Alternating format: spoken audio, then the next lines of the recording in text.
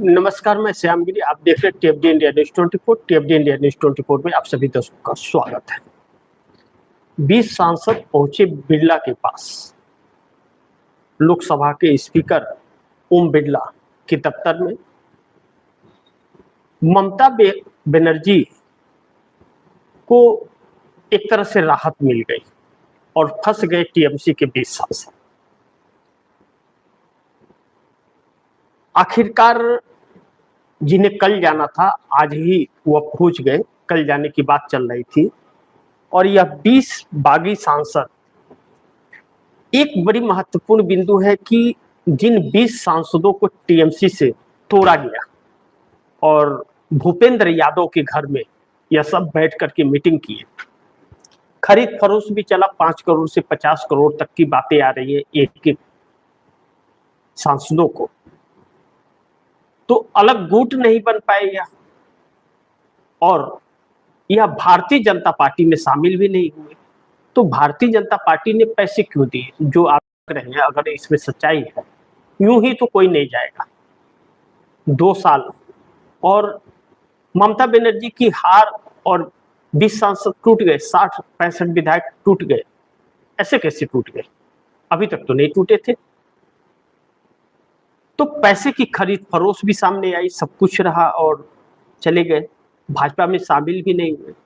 त्रिपुरा की एक पार्टी जिसका कोई प्रतिनिधि नहीं है लोकसभा राज्यसभा में, जो पश्चिम बंगाल में चुनाव नहीं लड़ती, वह 20 सांसदों को प्रेजेंट करेगी। यह सब एनसीपी में शामिल हुए। त्रिपुरा की पार्टी है, शरद पवार की पार्टी नहीं है। एनसीपी ही इसका भी नाम है। अब ऐसे में शामिल हो गए। तो शामिल हो गए तो यह बागी गुट कैसे साबित करेंगे कि टीएमसी इनकी है? यानी कि यह साबित कोर्ट में नहीं कर सकते, क्योंकि यह 2/3 टूटे हैं। तो इनके सदस्यता बस नहीं जाएगी और यह भारतीय जनता पार्टी को सपोर्ट करेगी। नेशनल लेवल पर यह एनसीपी पार्टी चुनाव भी नहीं लड़ती है। 20 सांसद हो गए इसके पास। अब बंगाल में प्रेजेंट करेगी और भारतीय जनता पार्टी को समर्थन देगी। तो जब भारतीय जनता पार्टी को समर्थन देगी बंगाल में भी और केंद्र में भी, तो अपोजिशन कहां है फिर? यह चीजें जो फंसी है मामला, यह कोर्ट में जाने के बाद इनकी सदस्यता रद्द होगी, यह निश्चित है। या सदस्यता बची रहेगी, पार्टी नहीं मिल पाएगी इनको, सिंबल है। यानी कि यही 3 साल जो कार्यकाल बचा हुआ है, इनका आखिरी कार्यकाल है।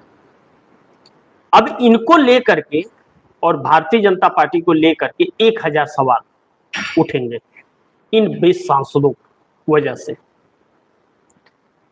लेकिन ममता बनर्जी को राहत इस बात की है कि ममता बनर्जी की पार्टी पर अब कोई संकट नहीं है।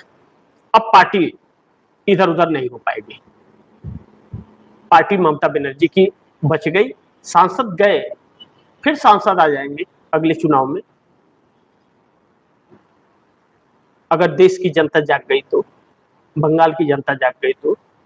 लेकिन पार्टी चली जाती तो फिर पार्टी के लिए नया सिंबल बनाकर रह पाना मुश्किल हो जाता। अब ऐसे में ममता बनर्जी के सामने चुनौती है और बड़ी महत्वपूर्ण है कि यह 20 सांसदों को लेकर के क्या स्पीकर ओम बिरला मान्यता दे रहे हैं एनसीपी को, क्योंकि वह पार्लियामेंट में अभी तक तो नहीं आई है। तो इन लोगों को क्या गोपनीयता का शपथ फिर से दिलाया जाएगा उस पार्टी के नाम पर? यह सारी चीजें मानसून सत्र में देखने लायक होगा, एक अलग तस्वीर। लेकिन भारतीय जनता पार्टी ने इन 20 सांसदों को तोड़कर यह दिखा दिया है कि कितने निचले स्तर तक भारतीय जनता पार्टी गिर सकती है। हजारों करोड़ खर्च करके, कई सौ करोड़ खर्च करके यह एक नई पार्टी खड़ा कर सकती है सांसदों के साथ।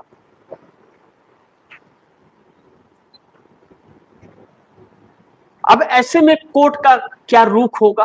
कोर्ट के अभी तक के जो नजीर, अभी तक जो मामले कोर्ट में ऐसे आए हैं उद्धव ठाकरे के, चूंकि उद्धव ठाकरे अगर इस्तीफा सीएम की कुर्सी से महाराष्ट्र में नहीं दिए होते जब एकनाथ शिंदे टूटे, तो एकनाथ शिंदे की कुर्सी चली गई होती और उनकी सदस्यता रद्द हो गई होती, उद्धव ठाकरे को फिर से सीएम बना दिया जाता। लेकिन उद्धव ठाकरे ने इस्तीफा दे दिया था और यहां मामला न तो ममता बनर्जी ने इस्तीफा दिया है और न ही ममता बनर्जी से यह अब सिंबल छीन पाएंगे।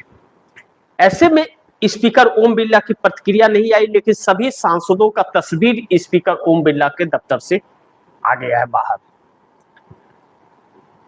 अब जो चड्ढी का चड्ढा कह रही थी सयानी घोष और ममता की नकल कर रही थी, उनसे पत्रकारों ने कहा कि चड्ढी का चड्ढा कहां गया? तो वह तो जींस पैंट पहन करके अब चल रही है। अब ड्रेस भी बदल गया क्योंकि मोटी रकम आई है तो ड्रेस भी बदल रहा है। एक एफआईआर ने सयानी घोष जो बहुत नजदीकी थी उनको भी दूर कर दिया और ला करके एक ऐसी पार्टी के सामने खड़ा कर दिया जिसके नाम पर जमानत बचाने की तो बात छोड़िए, एक वोट तक नहीं मिल सकता। भारतीय जनता पार्टी ऐसा भी कर सकती है, यह दिखा दिया। दूसरा, 5 से 50 करोड़ 20 सांसद टीएमसी के खरीद लिए, 5 से 50 करोड़ में आया भारतीय जनता पार्टी का काला चेहरा देश के सामने।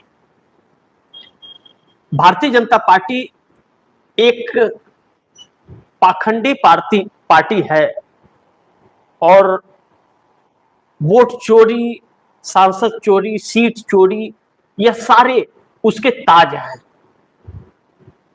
जनता पर और अपने कार्यों पर भरोसा नहीं। जो व्यक्ति 12 साल का ढिढोरा पीट रहा है, अगर उसने काम किए हैं तो उसे यह करने का क्या जरूरत है? अगर उससे जनता पर भरोसा है, लोकसभा भंग करके मध्यवर्ती चुनाव करा देते।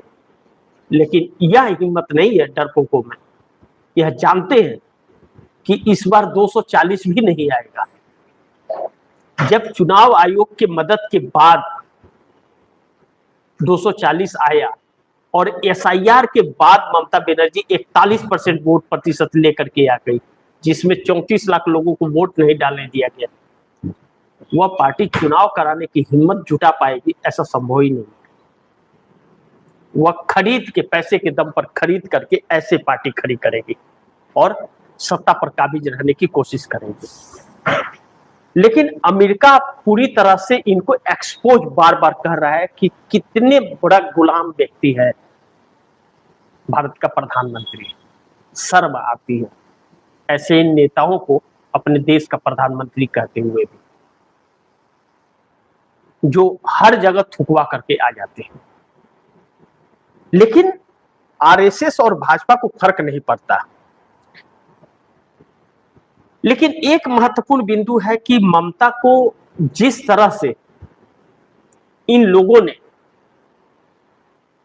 ममता के साथ छल किया है और अपने उन वोटरों के साथ छल किया है, अब जनता कैसे किसी पर भरोसा करेगी?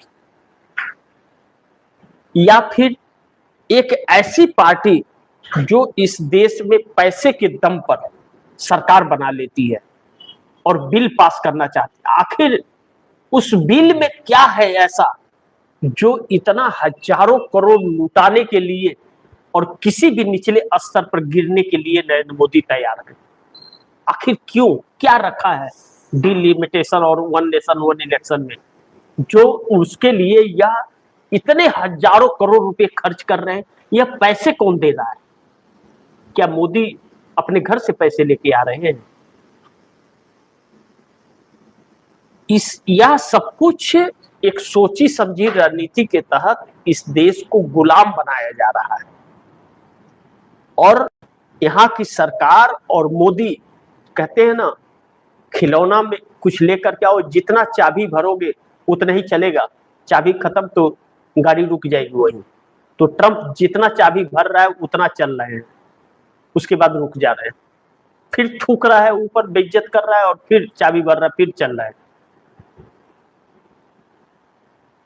अभी होर्मुज में अमेरिका ने भारत के जिन शिपों को उड़ाया उसमें 3 क्रू मेंबर हमारे देश के थे। उनकी लाशें सड़ रही है लेकिन सरकार बोल नहीं रही है, न ला रही है। वहां के क्रू मेंबर वीडियो बना करके सोशल मीडिया पर डाल करके मदद मांग रहे हैं। यह हालात इस देश के हैं। ऐसा प्रधानमंत्री है डरपोक, और बिल पास करने के लिए, अपना कानून बनाने के लिए हजारों करोड़ खर्च करके तोड़ रहा है। तो क्या समझ नहीं आ रहा है देश को क्यों कर रहा है?